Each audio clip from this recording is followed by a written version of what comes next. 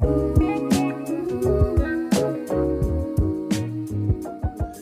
hey, guys, there's plenty more Ben Joravsky Show. Go check it out. Go download it wherever you download podcasts. All right, let's start today's show. The mayor goes to Congress and the governor goes to The View. It's Friday, March 7th. Let's find out what happened in Chicago and or Illinois. This is the Ben Joravsky Show's Oh, What a Week.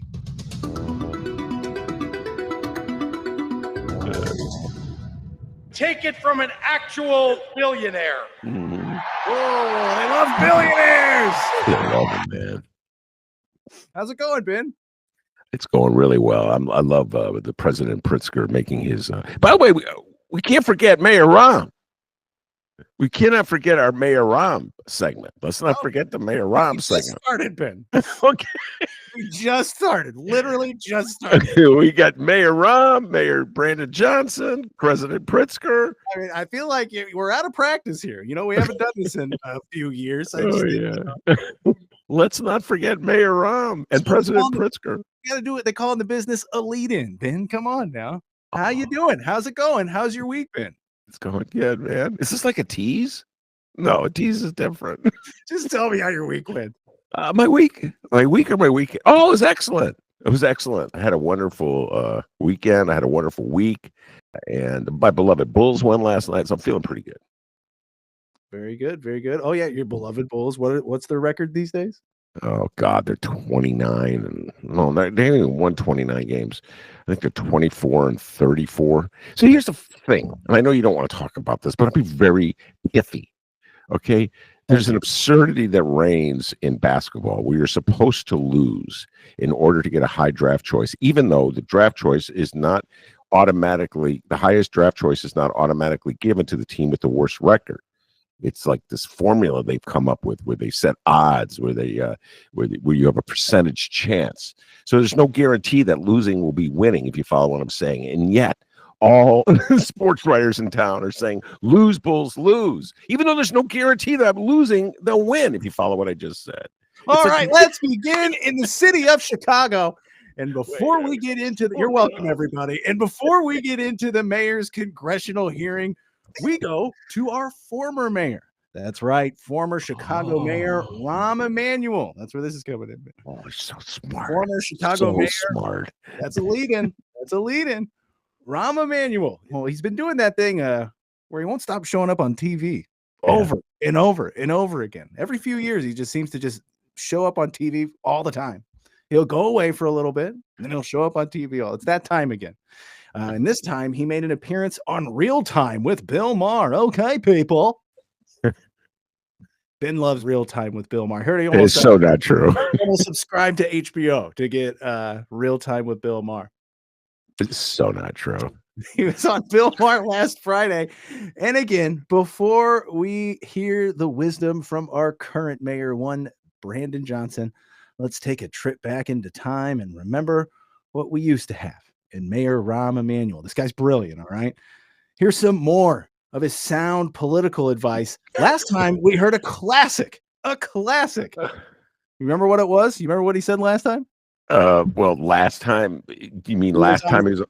Last time we played a clip from him. Oh, well, it was probably when he was biking around Michigan and nobody's asked him about Medicare. Is that the one? No, what was his last one? Last time we played, it was when he was on Stephen Colbert. It was a couple of years ago, but we played it on the show. Sound advice, real original. No one says this one. So here's what I think. Democrats love to fall in love. Republicans fall in line. Oh, yeah. Those on these shows. And he says things that everybody... They're either so trite or a million people have said him, but because he's a former chief of staff, because he has his reputation for being just a total jerk, for some reason, the national media is like, whoa, it's so wise what you said. Let me just think. I'm Stephen Colbert is like really smart. Why are you acting like what Rahm is telling you? Let me think about that. Whoa. Again, Democrats fall in love, Republicans fall in line. That's some form of I'm smart, you're not. Yeah, like 100%. But let's hear the latest wisdom from our former mayor, Rahm Emanuel, during his Bill Maher appearance. There is a general rule. I had this when I was mayor. Safe streets, strong schools, stable finances. Focus on those three things and your city's going to be fine. We've gone through 5 years where people became way too permissive to culture. They were all, which is why everything's locked up at Walgreens and CVS, and that is a disaster. Yeah. And our school, and I'll say this about our schools. I don't want to hear another word about the locker room. I don't want to hear another word about the bathroom. You better start focusing on the classroom. I love it. We had the worst reading scores for 8th graders in 30 years. And nobody, not a governor, not a mayor, not a president, not a secretary of education is talking about it. We're all wrapped up. Look, in 7th grade, if I known that I could have said the word they and got in the girls' bathroom, I would have done it. Okay, we literally are a superpower. We're facing off against China with 1.4 billion people, and 2/3 of our children can't read 8th grade level. So no more about the lot. Wait a second, I'm on a roll for a second. No more. I don't want to hear. I gave him the light. But I don't want to hear another word about the classroom. What a douchebag. What a douchebag. Just so much douchery. What a douchebag. So, first of all, just so you know this, ladies and gentlemen, he's following Bill Maher's lead on this one. So, Bill Maher, for a year or so, has been going around trashing Dems for being too permissive when it comes to trans. And then he uses sometimes the most unflattering photograph you can find of a trans person, and the audience laughs, and then he says, "Oh my God, and this is what the Dems want? Please, people." And Working on your Bill Maher. That's good. yeah, Okay, people. okay, people. So let me just say this really fast, okay, about Bill Maher. So if Bill Maher were to ask, which will never happen, I would not go on that show. Okay. Now, if Joe Rogan were to ask, "Come on, Joey, I'm coming." What if like I could go with you? Could we go on Bill Maher? They're like, bring the bald guy. I don't know, man. I just can't. The smugness of Bill Maher is just too much to take. Some of his jokes are funny. He's got some good writers, I got to admit. I mean, I'm not giving him credit for it. Yeah. It's basically like Johnny Carson in the beginning. You know what I mean? Yeah, it's like Johnny Carson in the beginning. So he's got some good writers back there. But then when he gets on the mic, he's just so smug and so condescending, and he's such a bully. Like, picking on trans people right now it's like you're picking on the most marginalized group of people that really have no strong support in our country. So it's like just kicking somebody who's down. It's essentially what it was. And then you get the people to rally around you. And so that's classic Rahm. He's going to pick on somebody he thinks is most vulnerable and make himself look like strong, smart, pragmatic by doing so, and expect that Democrats, I think in the back of his mind, he does want to be president. I used to think, well, he wants to be senator or maybe governor. You know, he definitely will never run against an incumbent. He'll never run against J.B. Pritzker for governor. He's already made that clear. He never ran against Daley for mayor. He waited till Daley was handed it off to him. So I don't think he'll run against Senator Durbin, unless Durbin steps down. So I don't know. But when I watched that segment in the Bill Maher show, I go, "Oh, this is a guy who thinks he could be a great president."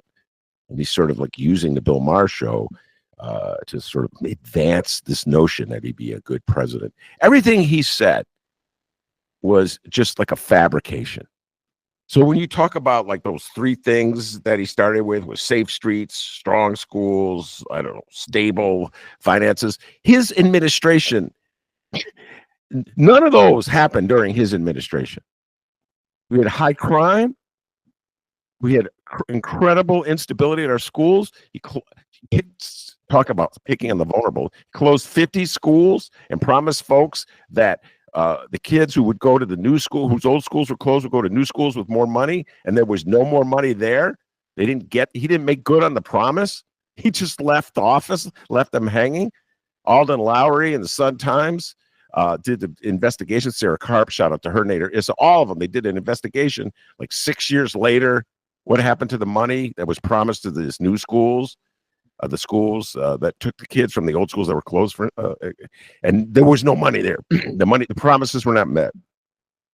And stable finances. Oh my God, Dude ratified, essentially re-ratified the parking meter deal, the worst parking meter deal, the worst privatization deal in the history of Chicago. So it's just like there's no reality.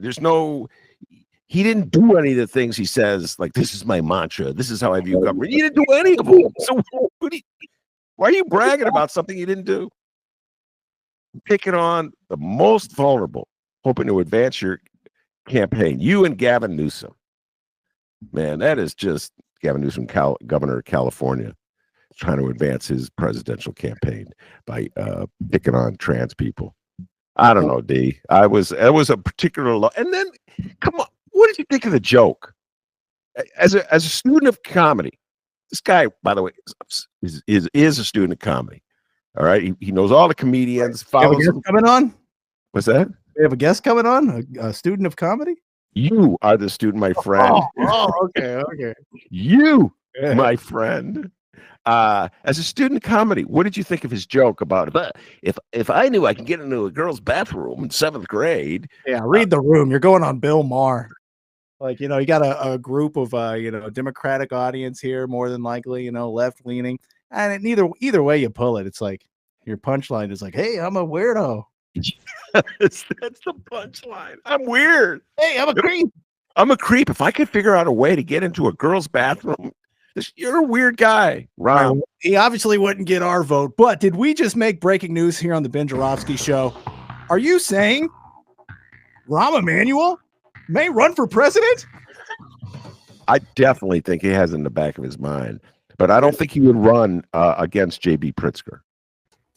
I don't think he would. He has the guts to do that. Remember, Rahm only runs in races that he believes he can win that are being handed to him. That's the history. He's run for 2 off seats. He ran to replace Ablago as congressman in the 5th Congressional, and Daley, Mayor Daley at the time, endorsed him. And then he ran to replace Mayor Daley in 2010.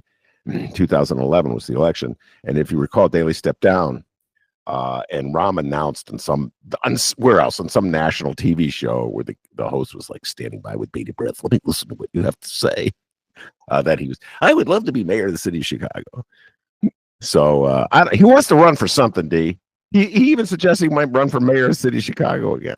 No, oh, please. My goodness. Wow. I mean, like, duh. I mean, that makes sense. Yeah, and he'd probably win. I mean, I know on the north side he's revered. North side is such I love that place. guy for some reason. Because they're weird. It's the Obama thing. It's the Obama tie, I think, right? Maybe. The north side of Chicago, politically speaking, is one of the most, how do I put it, hypocritical political settings that I've ever been involved with. And people like to believe they're so liberal when they're really conservative and selfish to a large degree. And I'm speaking in generalities. Not everyone who lives in the north side is like this. The vast majority. I noticed you left the north side. You've been happier ever since you got out of there. Gotta go. So he would probably win overwhelming support on the north side of Chicago, where people only care about themselves, which I guess is a universal trait to one degree or another. But I don't know. Citywide, how would Rahm do? I don't know, D. Chicago's a weird place. They probably reelect Daley. Whatever shape he is physically and mentally, if Richie Baby Daley ran, Chicago, I liked it with him. He was a good mayor. I'm going to vote for him. So, Rahm and Daley, would that be something, D? Comes down to runoff Rahm versus old Daley. We can talk about mayoral futures some other time. In fact, I think on our next what a week, we're going to do another Chicago mayoral candidate spotlight. What do you think about that, Ben? Huh? Sound good? Oh, yeah. Wait. Who was the last one? Susana Mendoza. Yes. There you go. Susana Mendoza. Yeah. Quick recap. We learned a little bit about Susana Mendoza. She lives in Portage Park. She was and may still be awesome at soccer. And she's running for mayor. Yeah, she's letting it be known that she's running for mayor without having officially announced that she's running for mayor. Next week, what do you say we do Alexi Janulius? Huh? Oh, come on now. There you go. Yeah. Alexi That's Giannoulias, the guy who's been Secretary of State for about 2 years and some change. They switched all the pictures all across the state. Now the guy wants to run for mayor. Well, all that work. All that work. Let's give a shout out to listener Frank. He likes to point out that Alexi would have to run for re-election right before the mayoral race. And how weird would that look, to run for re-election right before? I mean, I know we're going to talk about it next week, but I watched a video of Giannoulias, and he was talking about the real ID, the thing that's going to be going on. Oh, he looked miserable. He was not. It looks like he does not like his job as Secretary of State. He was like, "All right, for the 5th time, guys, real ID. You don't have to get it." The Obama thing's gone. You can tell he's just like cranky. The real ID, you don't have to get it if you don't want to. Okay. He doesn't do the Obama for the real ID. Guarantee once he starts running for mayor, you're going to hear the Obama thing. Okay. Now that's something you could like put on like DraftKings or something, bet on how if Giannoulias does Obama voice. Who will do Obama? Did you see Obama got that huge ovation at the Clipper game? I love basketball. I love the Clippers. Michael Gandhi. That was a Clipper, right?